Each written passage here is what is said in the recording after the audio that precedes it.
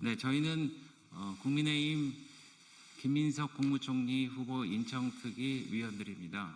김희정, 주진우, 배준영 의원입니다. 어제 검찰이 인사청문회를 사흘 앞두고 후보자의 재산 의혹 수사에 착수하였다는 보도가 있었습니다. 국민의힘 김용태 비상대책위원장은 지난 18일 김민석 후보자가 인사청문회 대상이 아닌 수사 대상이라고 말한 바 있습니다. 역대 국무총리 후보자 중 검찰 피의자 신분은 처음일 것입니다. 이는 후보자가 국회 청문회를 앞두고 방송과 SNS를 통한 해명이 오히려 의혹을 증폭시킨 결과로 생각됩니다.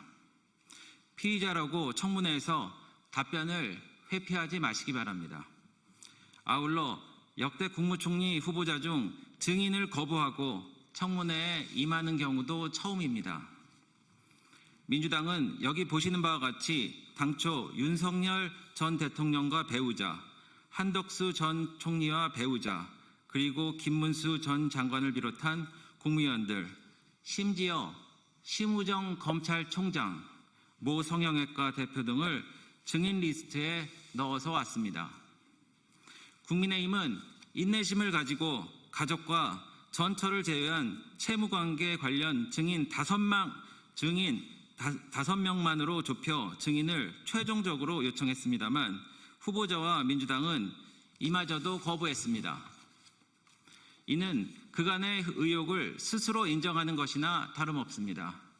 국무총리는 사실상 정권 2인자로서 국정을 총괄하는 지위 때문에 높은 도덕성을 요구받아왔습니다.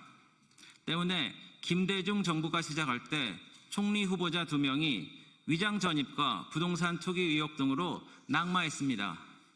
이명박 정부 때는 거짓말 논란으로, 박근혜 정부 때는 정관 예우와 과거 발언 문제로 후보자들이 각각 낙마하기도 했습니다. 지금 후보자의 10대 결격 사유를 제시하기도 했지만 지금 나온 의혹만으로 후보자의 장외 해명을 감안하더라도 국회 청문회 결과는 이미 나온 것이나 다름없습니다. 한편 자료 제출이 오늘이 시한입니다. 오늘까지 자료가 들어오면 내일 하루 분석해서 모레부터 바로 청문을 해야 합니다. 특위위원장 앞에서 민주당 간사는 분명히 자료 제공에 성실히 협조하겠다고 했습니다. 그러나 현재까지 들어온 자료는 모두 맹탕입니다. 청문회는 묻고 답하는 회의입니다.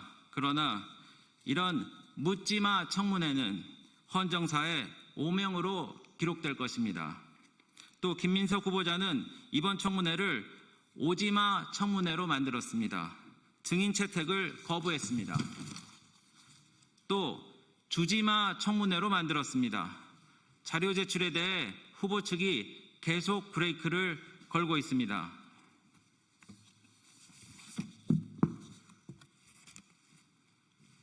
이 판을 보여드릴 텐데요.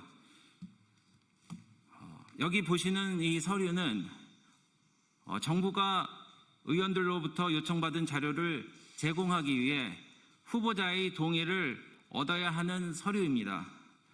후보자가 여기 나와 있는 후보자 본인, 배우자, 가족, 구체적으로는 직계 좀비석의 출입국 기록 및 사실증명서, 이런 동의를 안 하고 있기 때문에 저희는 서류를 받지 못하고 있습니다. 참고로 민주당이 작년에 밀어붙인 법안을 다시 소개하겠습니다. 국회에서의 증언 감정 등에 관한 법률 일부 개정 법률안의 내용 중 일부입니다. 제출 요구받은 자료는 개인정보보호 및 영업비밀보호 등의 이유로 거부할 수 없다. 보고 또는 서류 등 제출 요구를 거절하거나 보고 또는 서류 등 제출을 방해하는 자는 3년 이하의 징역 또는 1천만 원 이상 3천만 원 이하의 벌금에 처한다. 민주당은 내로남불의 극치를 이번 청문회에서도 다시 보여주고 있습니다. 이에 엄중히 경고합니다. 이렇게는 청문회를 진행할 수 없습니다. 또 하실 말씀 있으세요? 나가실래요? 그래. 네.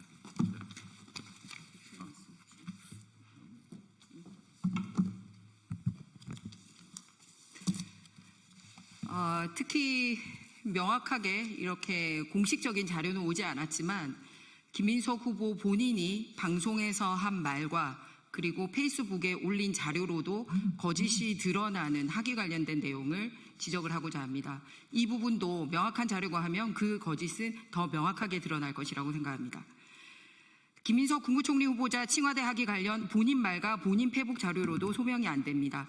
김민석 국무총리 후보자의 칭화대학교 법학석사 LLM의 의혹에 대해 다시 한번 명확한 설명을 요구합니다.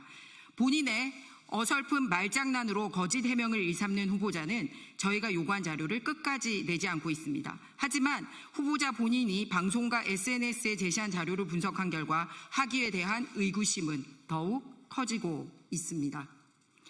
먼저 후보자는 아침에 최고회의를 마치고 비행기를 탄 적이 단 한 번도 없습니다. 후보자는 방송에서 월수금 아침 회의를 하고 8시, 9시 비행기를 타고 이렇게 언급했습니다만 이런 적은 비행 기록에서도 한 번도 확인되지 않습니다. 후보자가 제출한 출입국 기록 자료에 비추어 보면 월수금 중 중국에 출국했던 적은 금요일 해당되는 날짜는 2010년 6월 13일 딱 한 번이며 이날은 최고위원 회의가 없었습니다. 심지어 야간에 도착했기 때문에 아침 회의를 하고 중국에 간 적이 단 한 번도 없습니다. 후보자가 제시한 출입국 기록을 토대로 실제 운항 스케줄을 확인한 결과 총 11번 중 2번을 제외한 나머지 비행 시간은 모두 야간이었습니다. 그렇기 때문에 그날은 수업을 들을 수가 없었습니다. 두 번째로 후보자는 방송에서 일주일에 한두 번씩 왕복했다고 말했지만 칭화대 재학 기간 동안 중국에 있었던 기간 중 2010년 봄학기에 3, 4, 5월은 일주일에 한두 번은커녕 중국에 간 적 자체가 없습니다.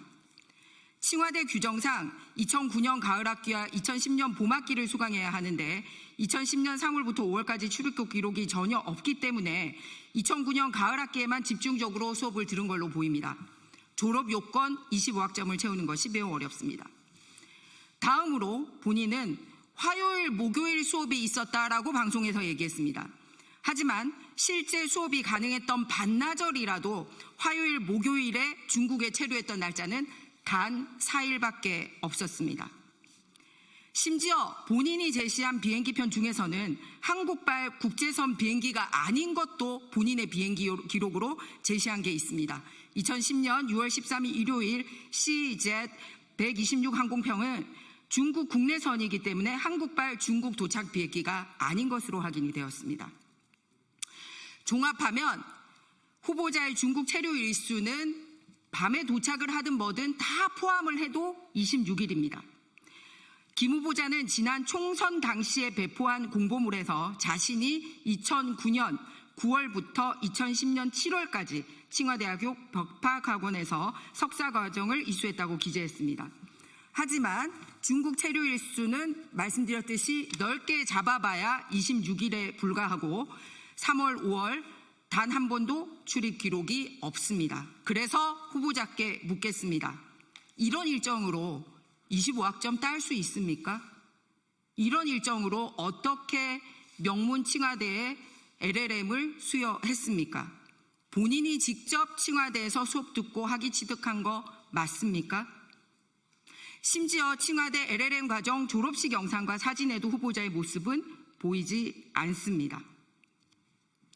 김민석 후보자는 국민 앞에 해당 학위의 취득 방식부터 현지 수업 수강 여부, 출석과 논문 작성까지 전 과정에 대해 투명하게 설명해야 할 것입니다. 이 문제는 단순한 이력 문제가 아니라 총리로서의 자격과 신뢰를 가늠할 수 있는 핵심 검증 사안입니다. 이렇게 학위 취득에서뿐만 아니라 졸업 논문의 내용에도 상당히 문제가 있습니다. 후보자는 목숨 걸고 탈북했던 탈북민을 배신자로 비하하고 모욕했습니다. 탈북민이 누구를 배반하고 도망간 사람입니까? 전국에 목숨 걸고 대한민국에 내려와 있는 탈북민들에게 무릎 꿇고 사죄해야 할 일입니다. 이재명 정부는 지금 도대체 어디로 가고 있는지 너무나도 개탄스럽습니다. 자유를 찾아온 탈북민을 배신자로 모욕하고 반미 운동의 상징인 김민석 후보자를 국무총리로 임명하고 반미 친북 인사를 국정원자로 지명했습니다. 한미 동맹은 뒷전이며 중국과 북한의 눈치를 살피는 것이 이재명 정부의 외교 전략입니까? 아울러 논문에는 지도교수 이름조차 잘못 기재가 되어 있습니다. 누차 말씀드렸듯이 본인이 직접 작성하고 다닌 과정이 맞는지 묻고 싶습니다. 그래서 요구합니다. 이렇게 본인이 제출한 자료로도 여러 가지 거짓투성이입니다만 공식적인 자료, 앞서 우리 배준영 간사가 설명했듯이 개인정보 동의를 하면 공식적으로 출입국 관리 기록과 칭화대 수업별 출석 현황, 결석 현황, 그리고 수업 여부에 대해서 우리가 공식 자료를 받아볼 수 있습니다. 후보자가 떳떳하다면 빨리 개인정보 제공에 동의를 해서 이런 공식적인 자료를 받고 정상적으로 인사청문 절차가 이루어질 수 있도록 협조해 주시길 바랍니다. 이상입니다.